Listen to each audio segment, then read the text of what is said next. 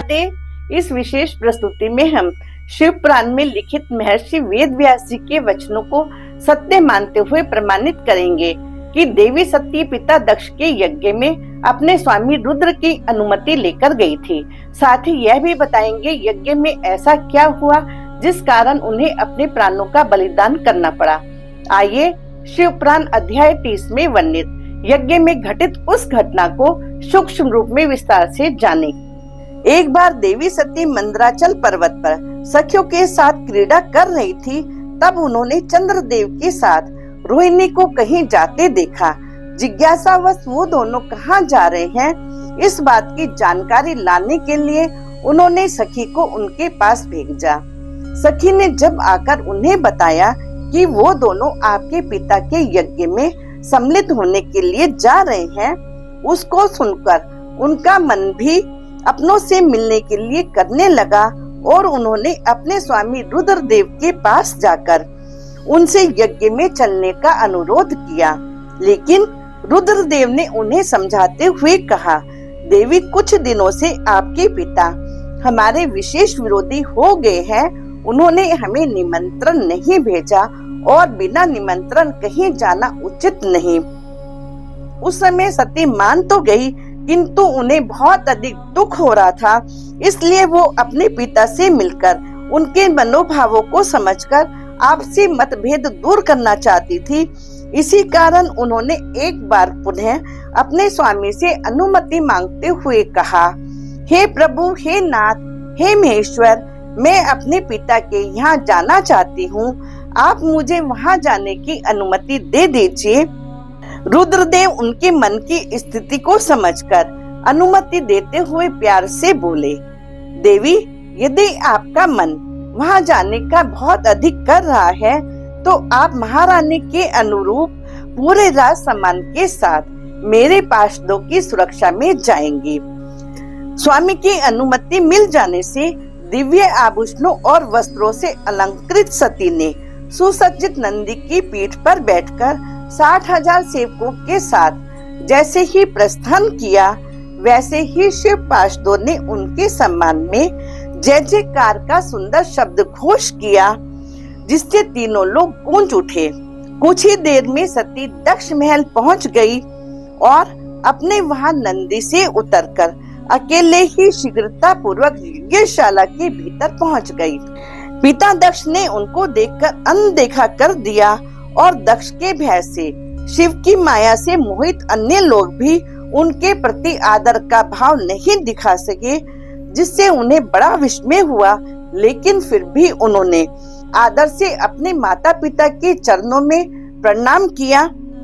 उस यज्ञ में सती ने सभी देवताओं को उपस्थित देखा और उनको मिले उनके यज्ञ भाग पर भी उनकी दृष्टि पड़ी, किंतु उन्हें अपने स्वामी का कहीं भी कोई यज्ञ भाग नहीं दिखाई दिया। फिर भी सती संयम रखते हुए अपने पिता दक्ष से बोली, हे तात, आपने परम कल्याणकारी शिव को इस यज्ञ में क्यों नहीं बुलाया, जिनके द्वारा यह संपूर्ण चराचर जगत पवित्र होता है, जो स्वयं ही यज्ञ वेताओं में श्रेष्ठ, यज्ञ के अंग, यज्ञ की दक्षिणा और स्वयं यज्ञ करता यजमान है। उन भगवान शिव के बिना यह यज्ञ कैसे पूर्ण हो सकता है। शिव, यह 2 अक्षरों का नाम यदि कभी बातचीत के प्रसंग में भी मनुष्य की वाणी द्वारा एक बार भी उच्चारित हो जाए तो संपूर्ण पाप राशि को नष्ट कर देता है।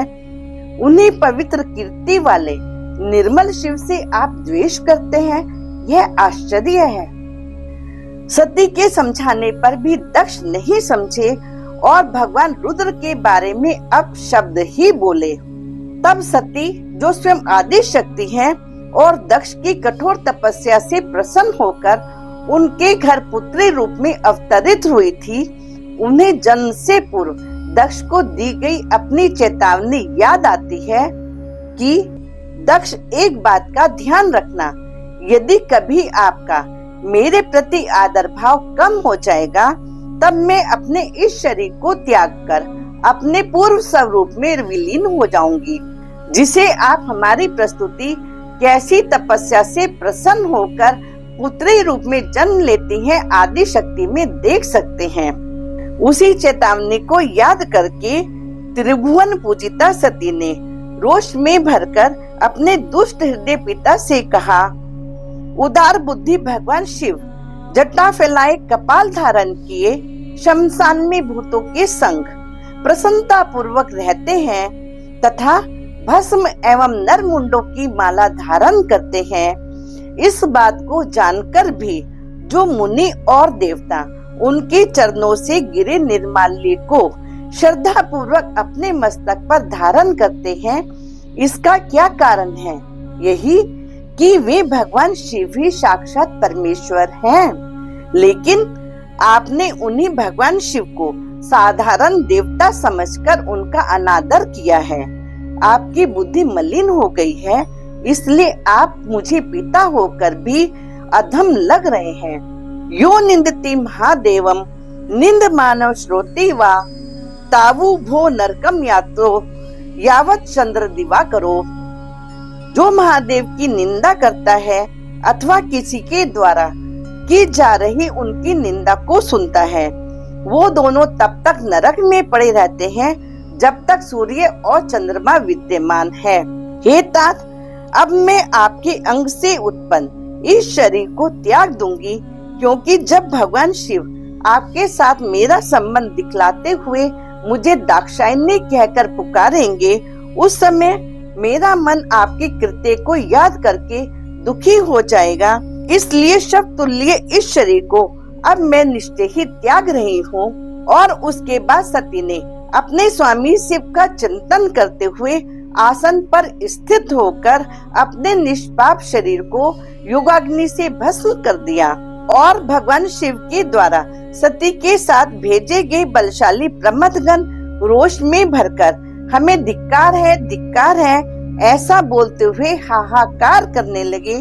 उनमें से कुछ इतने शोकाकुल हो गए थे कि अपने ही अंगों को अस्त्रों शस्त्रों से क्षति पहुंचाने लगे, तो उनमें से कुछ सती के साथ नष्ट हो गए।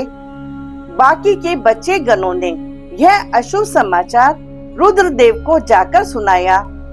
इस दुखद और हृदय विदारक समाचार को सुनकर रुद्रदेव की क्या प्रतिक्रिया हुई, जिसे बताएंगे किसी अन्य प्रस्तुति में। हर हर महादेव, जय मां जगजननी।